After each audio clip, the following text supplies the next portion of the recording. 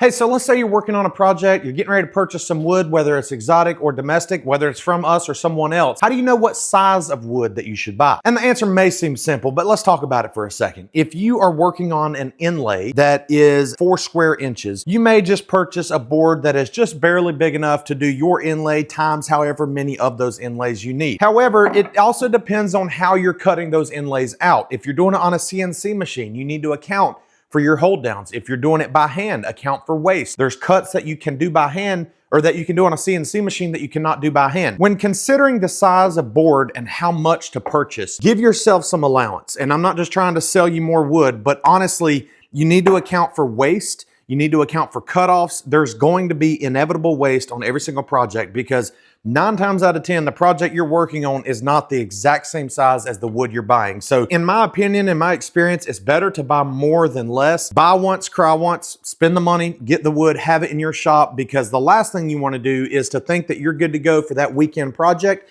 and you run out of wood on Saturday afternoon, you can't finish the project till the following weekend because now you're ordering more wood that won't arrive till the next week. Of course, you don't want to overbuy, but as a woodworker, we like having scraps laying around the shop, so buy a little extra and do something fun with those cutoffs.